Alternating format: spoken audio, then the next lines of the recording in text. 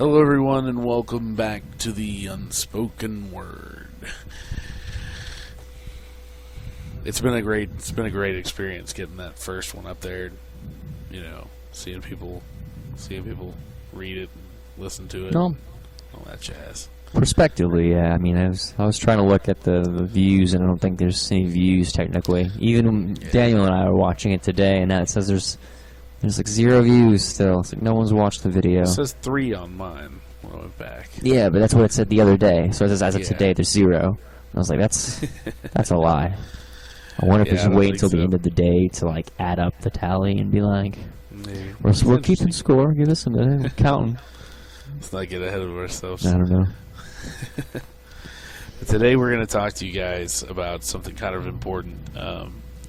We're going to talk to you about fractional reserve banking. I know a lot of you don't know what that is. It's not something they teach you in the school. That's for sure. What would you say? It's more like well, surprisingly, it's not common knowledge.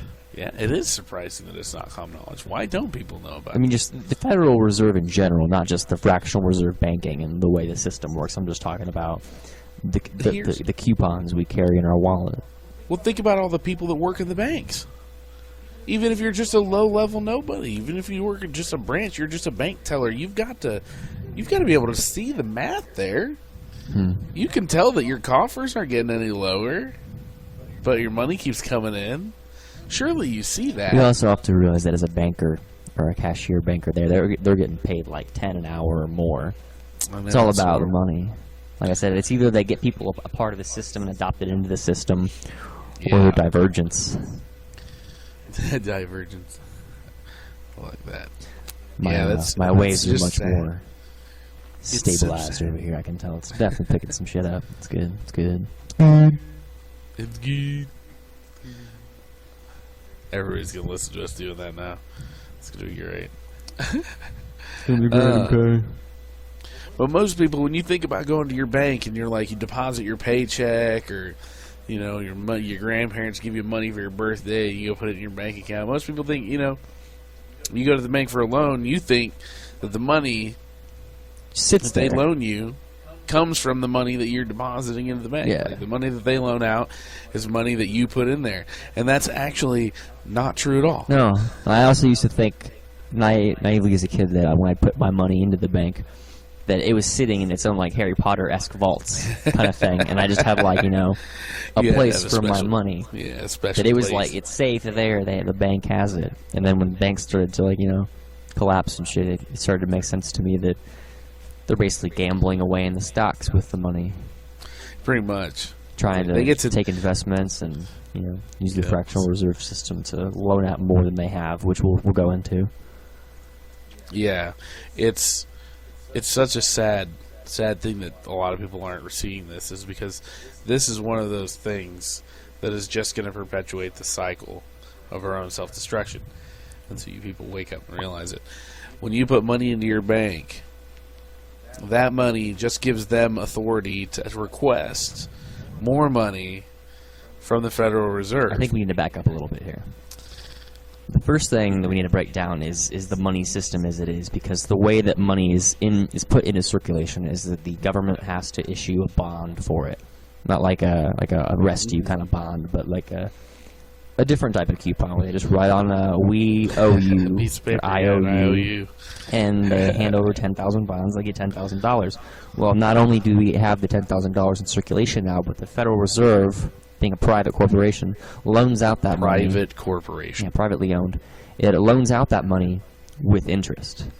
The thing to realize here is that on this small-scale model where there's only one loan, you can easily see that there's not enough money in circulation to thus pay for the interest.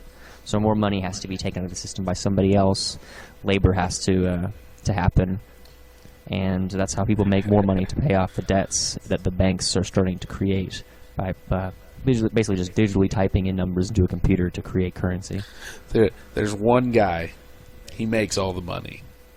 He makes it. Well, it's his money, right? And he gets to be like, hey, so you need some money? You need money? You need money to do things, right? I'm the one that makes the He's money. like the key maker on the Matrix. Yeah. How about I make you some money? Okay? I'm going to make you some money, but here's the deal. Mario. I like Here's how the this guy's deal. not Italian. You got to give me 13% back. I got to get the VIG. Okay? Yeah, waves in and out. Oh, but then the government's all like, but how am I supposed to pay that back? Oh, it's a brilliant idea. You just borrow some more. You see, I make it. So it's not a big deal for me to just, make some more. Oh, and you'd do that for me. Oh, yeah, it'd be great. We'll be great friends. And then you realize the guy's really just a scumbag, and it's just... It's not a matter of realizing. Maybe some clever guy just didn't go, hey, government, we should... I should print money for you. But I know, but that's that's a really easy way for people to understand. Right. This is this is just a complete scam. Yeah. Complete scam. And just know that the banks own the money, and when the money comes back to the banks, it's just it's a successful round of labor. You successfully went and did your part as this functioning member of society, got your pay or whatever, your wage. To keep your you get to keep your material possessions for a little bit longer, and the bank gets their money back. Or they get to hold on to some more for a little while, so they can loan out some more money. Do we get to call it that? Is that now, instead of calling it slavery, we call it being a functioning member of society? Yeah, they expect you to be a functioning member of society. You need to be a slave. You need to be a functioning member of society. We're a lot more brainwashed than that. That's so true. Because what's the first thing you think when you're in high school and you want to get out there and you want to get a job so you can get a car? So you I don't know, have man. A paycheck. I didn't want a job at all. I didn't initially, but when your parents don't pay for all your shit, it's kind of those. It's a matter of necessity. I've never had all my shit paid for. I've been pretty much independent for the majority of. And see, even when I was getting all my shit 16, paid for, 17. or even when I wasn't getting all my shit paid for, I still didn't want a job. I fucking hate jobs. This is it. This is what I want to be able to do. If I could make money doing something, talking. At least we're doing something. We're being constructive here. We're talking about important things. We want to put them out there, get people to listen. This fractional banking, this reserve is kind of banking like what I do with my blog. It's just a catalog of ideas. Exactly. And we want to hear your thoughts. That's the best part, and that's the part that I hope comes together is the involved discussion, because this isn't going to go anywhere. We just have our two perspectives. We want to hear your side of it too. Exactly. We want to hear people put in their 2 cents or 3 cents, or I don't know. Maybe we want them to put in dimes and nickels. We're asking a lot of you, I know. It's hardcore. Your 2 cents. Everybody else is asking for your money. We just want your thoughts. Spoken like a true supervillain. We're not after your money. We want your mind. No, but seriously, we want to know we want to know what the people think about what's being treated, what's being given to them, spoon fed like a baby in a high chair. That's kind of a harsh way to put it, but it's kind of true. I think for those of you that still don't quite grasp what we're putting down here, you look up at the top, you'll see the URL, and it says Zeitgeist Revealed. Now, it's partially a reference to a movie, a series of them, actually, the Zeitgeist films, and thankfully they're all on Netflix and YouTube, I think. They're pretty easy to get your hands on. I want to say thank you to all the people that made the Zeitgeist movies. Yeah. You guys are brilliant. Those are ballsy. If they're not already dead somewhere. If they're not they all dead, fatally died in car crashes. Like the people brilliant. that investigated the Kennedy assassination. These probably related to him. But seriously, you need to get a hold of these movies, guys. Educate yourselves. Put it out there. Okay? We're going to give you information. We're not going to give you all the information. You have to go into it with an open mind, though, for sure. It's not something that you can just kind of pick up and, lightheartedly go into. It's not a Snow White and the Seven Dwarfs by any means. There's 2 types of people in the world. Those that can predict with limited information. Those can extrapolate from incomplete data. So we move on. We talk about this more of this fractional banking, reserve banking. You guys need to understand the money that you work for isn't really backed by anything. Like my colleague here said earlier, they're just coupons. Fun coupons. It's your salary right coupons. There. Okay? Seriously. It's just a status symbol. It's just something that's, that's it. Oh, this is the hardest working slave we have. Let's reward him with coupons. Let's make him feel special. And that'll bring him social, because people hang around people with money. Exactly. Everybody wants to be with the guy that's buy almost anything, especially power. Damn.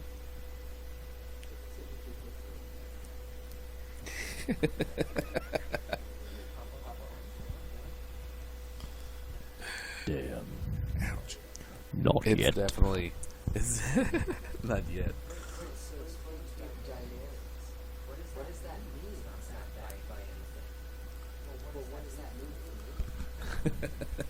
It means that those pieces of paper that you carry in your wallet are exactly that, sir. Pieces of decorated paper. We had to explain before, they actually used to say worth this value in gold. Backed by gold. Backed by gold. You could used to be able to take your money anywhere.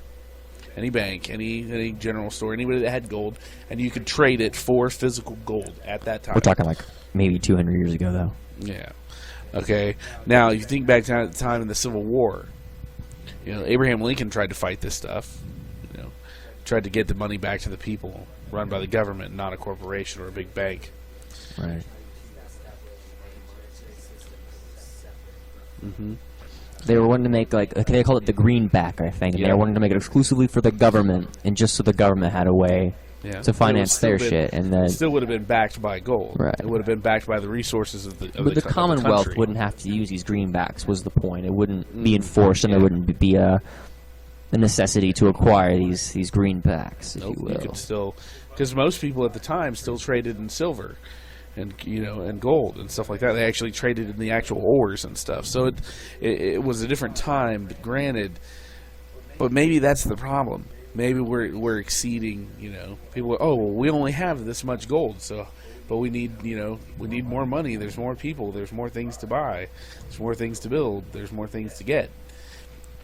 You think maybe their eyes were just bigger than their stomachs? But what about the fact that the last series of printing? I don't know what they call it, but the Federal Reserve has different seasons, if you will, in which they print money. And Q3 was supposed to end probably in fucking 2009, and they realized that if they stop the flow of income or the cash of the printing, then that the bubble that is the NASDAQ and everything would burst, and the U.S. dollar would just plummet. And that's where we're going to find a lot of people that are going to have they're going to have misconceptions of what we're trying to do here. The only thing that's only holding the dollar up, people, the only thing that has value on the dollar, oil.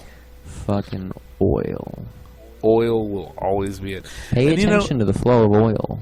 It's so funny that there's so many other resources that we can use that are more economical, more efficient. What you were saying that one day about when GM suddenly comes out with an electric car, and then all of a sudden GM is shut down.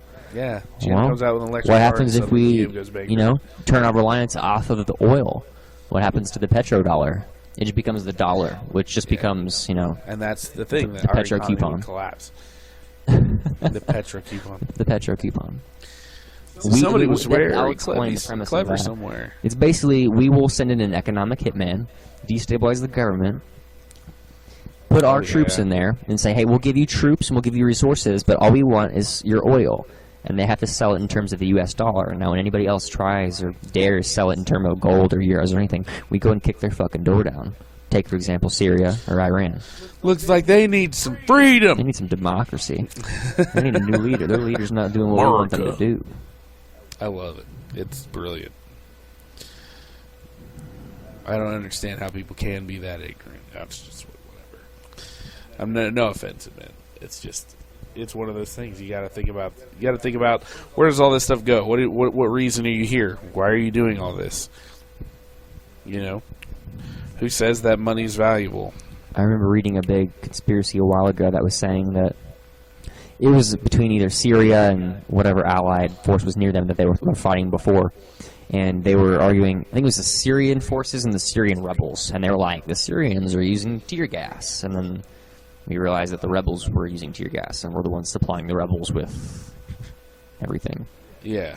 And as soon as that got to the media, and they were like, the UK did their own investigation and found that the rebels were actually using the tear gas. Well, they covered that shit up quick.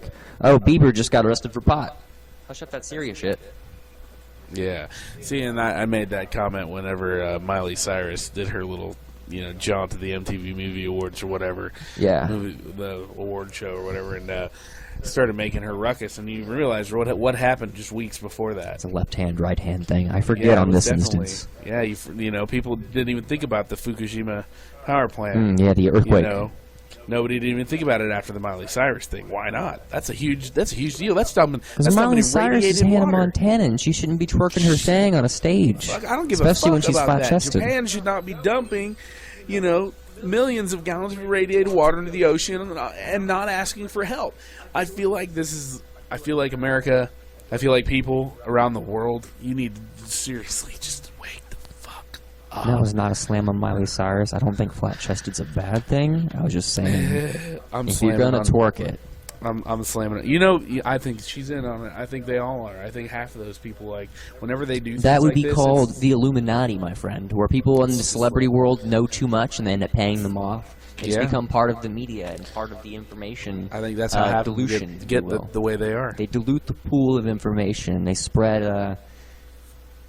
They're great distractions. They're great distractions. Yeah, they're like we model our lives over crazy shit like that. I applaud all of you crazy celebrities that reach the bottom rung, like you Miley Cyruses and Justin Biebers and all that shit.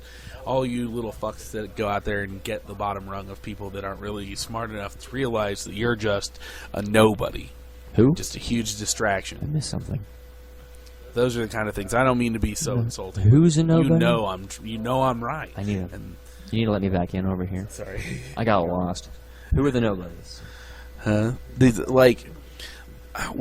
It's horrible to say this, but when I think about my employees, I think that's what I think about. These people, all they do all fucking day is talk about these goddamn celebrities, and I'm thinking to myself, there are so many more pressing issues. That reminds me of a time where me and my friend Nathan in high school had an incident, and this was back when weed wasn't a big thing, and me and him were pretty smart students. We were the kind of people that would focus on school and get a gram and put it 2 weeks ahead, Halloween, be like, we're going to smoke that gram on Halloween, we're going to get super high and do Halloween stuff, right? We planned ahead, and we made time for our grades. So when people found out that we smoked weed, it was this huge conspiracy, and people would come to me, asking, is it true, and blah, blah, blah. And I would just turn to them and be like, really? I'm the front page news? You guys have nothing fucking better to talk about than me?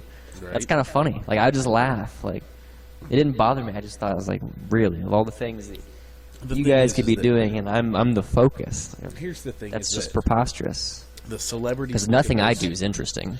The celebrities like them, and the upper echelon of people that are powerful, they look down on the rest of the world. And when they think about those people that are at the bottom, that are making minimum wage, that are having to work, we got a minute, having to work 2 different jobs, they don't understand how brilliant those people are.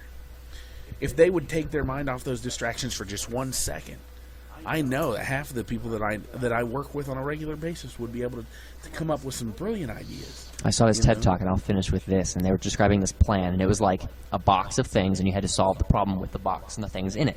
And if they offered them a certain incentive with pay, they found that they did it under stress, and they did it wrongly. But if they rewarded them in a different manner, not like the system we have set up, not with the you do good, then we'll pay you kind of thing, they would do it better the other way around. If they're not thinking about the finances and they're just thinking about the problem, they solve the problem a lot better. Yeah, and that's what it is. And I think that if we could impose that, if we could get that into people's brains, a lot of you out there, I think you'd see a significant change, and you'd definitely feel better about yourself if you started thinking this way, getting it out there, starting to open your mind. All right, that's going to be it for us today. Hope you guys enjoyed listening. Hope you guys learned something. Feel free to ask questions, comments. If you come up with any information, feel free to email us. Love input. Okay, all input is accepted. More input. All right. Thank you guys, and that is the Unspoken Word signing out. Drop word.